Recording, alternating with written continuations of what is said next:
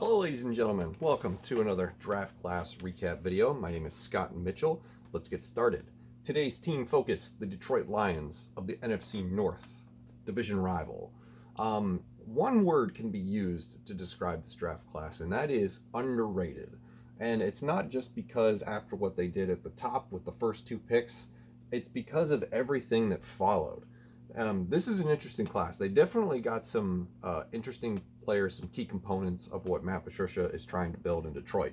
Um, it's kind of weird to figure out where this team is actually going, given that Matthew Stafford is still around, and for how much longer he is going to be around is to be determined. But if we're talking about a foundation, and I use that word a lot, I think I used that word a lot in the Arizona video. If we're talking about a foundation of players, I think this is probably Matt Patricia's best bet at getting a core group to be successful in Detroit for the next 4 to 5 years. So now not all of these draft picks are going to hit, but I feel pretty good about a lot of them. So let's get going. Round 1, pick 3, Jeffery Okudah, corner from Ohio State. It was thought that Detroit would be in the best position to trade back in this draft and still get Jeffery Okudah. They would only move like maybe 1 or 2 spots. But that didn't happen. As we recall, there was a lot of chalk in that first round, no trades within the top 10. Everybody just stayed put and let the board fall to them, and that was probably for the best. There's no reason to get out of position when Jeffery Okudah already falls into your lap at number 3, the best cover corner in the draft. He was a 2019 consensus All-American. Finished his career at Ohio State with 83 tackles, 3 interceptions, and 18 passes defended. I don't think a lot of teams are going to pick on this guy, at least not as he gets more reps and in-game experience at the next level. Now, he fills the hole left by Darius Slay, so I don't really know if the position gets better. They still have Trufant, who they got in free agency, but if he was on this team with Darius Slay, I'd be like, wow, this is a great secondary. We'll just have to see how he transitions. Moving on, round 2, pick 35, DeAndre Swift, the running back from Georgia. A lot of people were thinking that DeAndre Swift could have been the first running back off the board, but the Chiefs ruined that. We'll talk about that later. But DeAndre Swift is still a prime player and a great pick to be had at 35 overall. A top 40 running back is nothing to shake a stick at.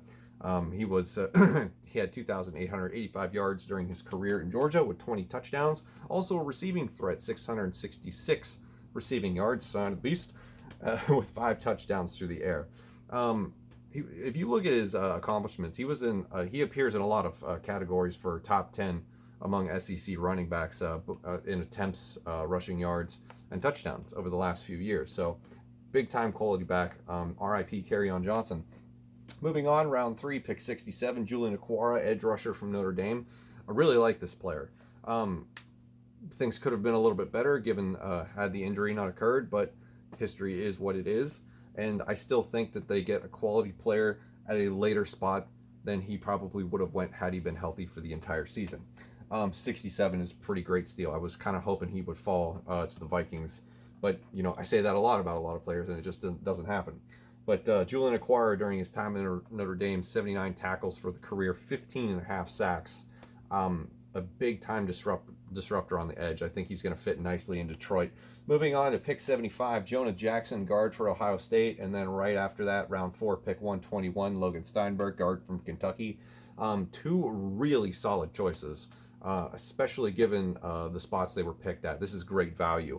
On the interior offensive line, I think Jackson and Stenberg were 2 of the better guards available in this draft, and they get them at what I would consider a discount.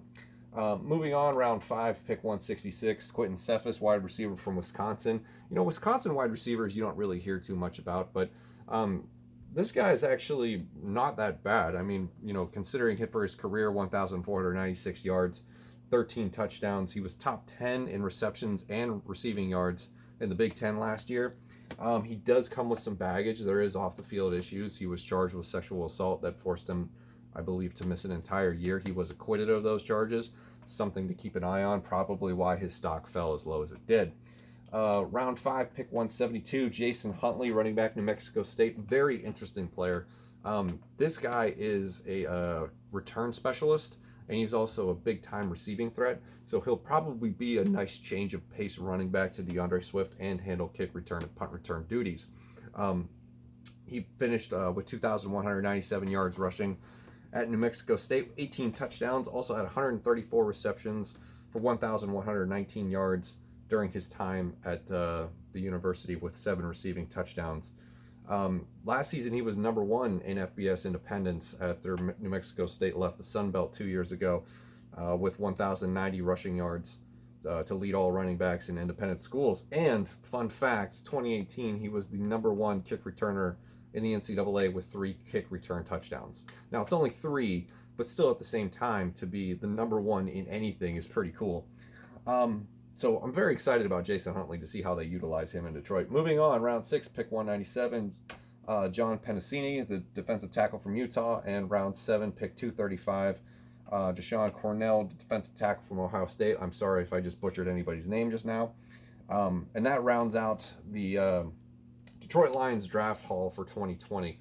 So what did they do? 5 picks in the trenches, 2 guards, 2 defensive tackles, and an edge rusher. And then your skill position players are very versatile. Jeffery Okudah could end up being a lockdown corner who you could put on an island, line up against the best receiver, and take him out of the equation.